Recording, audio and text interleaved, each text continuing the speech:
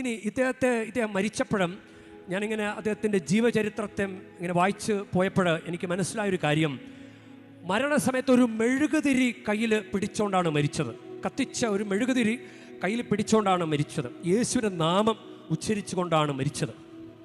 നമ്മൾ വലിയ ആവേശം മൂത്ത വലിയ വലിയ കാര്യങ്ങൾ ചെയ്യുന്നവരാണ്. ചിലപ്പോൾ ഒരു കരിസ്മാറ്റിക് ധ്യാനം കൂടിക്കഴിഞ്ഞാൽ ഭയങ്കര ആവേശം, ഇങ്ങനെ പൊരിഞ്ഞ് നടക്കും, ഇങ്ങനെ മെതിച്ച് നടക്കും, ഭയങ്കര ശുശ്രൂഷ, അത് ഇതൊക്കെ പറഞ്ഞ് ഇങ്ങനെ നടക്കും. അവസാനം കുറച്ച് കാലം കഴിയുമ്പോൾ ആവേശമൊക്കെ കെട്ടടങ്ങുന്നത് പലരുടെയും ജീവിതത്തിൽ നിങ്ങളും കണ്ടിട്ടുള്ളതല്ലേ. ആവേശമൊക്കെ കെട്ടടങ്ങിപ്പോയി. ഒരു ചവറ് കൂട്ടിയിട്ട് കത്തണത് പോലെ കത്തിയിട്ട് കാര്യമില്ല. ഈ ചവറ്, വേനൽക്കാലത്ത് ചവർ ഇങ്ങനെ കൂട്ടിയിട്ടിട്ട് കത്തിച്ചിട്ട് അത് കത്തണ പോലെ കത്തിയിട്ട് കാര്യമില്ല. കാരണം അത് കത്തി കെട്ടടങ്ങിപ്പോവും. കെട്ടടങ്ങിയിട്ടും ആ ചാരം ഒരു കാറ്റത്തത് പറന്നും പോവും, പിന്നെ ഒന്നും ഉണ്ടാകില്ല അവിടെ.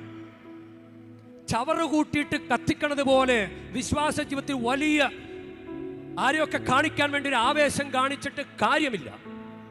ആരും അറിയരുത് എന്ന് ഈശോ പറയുന്നതിന് പിന്നിൽ ഇങ്ങനെയൊക്കെ ഒന്ന് ധ്യാനിക്കുന്നത് നല്ലതാണ്. ചവറ് കൂട്ടിയിട്ട് കത്തിക്കണത് പോലെ തിളച്ച് നടന്നിട്ട് വലിയ കാര്യമില്ല. ഒരു തിരി പോലെ കത്തി നിന്നാ മതി. ഒരു തിരി പോലെ, ചെറിയ തീയാണെങ്കിൽ അത് അവസാനം വരെ കത്തി നിൽക്കും. ഒരു തിരി പോലെ കത്തി നിന്നാ മതി. ജോസഫ് വാസിന്റെ കയ്യിൽ മരണസമയത്ത് ഒരു തിരി ഉണ്ടായിരുന്നു.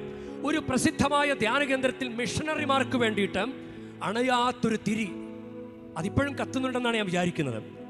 അണയാത്ത തിരി, അത് തീരുന്നതിന് മുമ്പ് അടുത്ത തിരി വയ്ക്കും. ഇങ്ങനെ മിഷണറിമാർക്ക് വേണ്ടി പ്രാർത്ഥിക്കുക.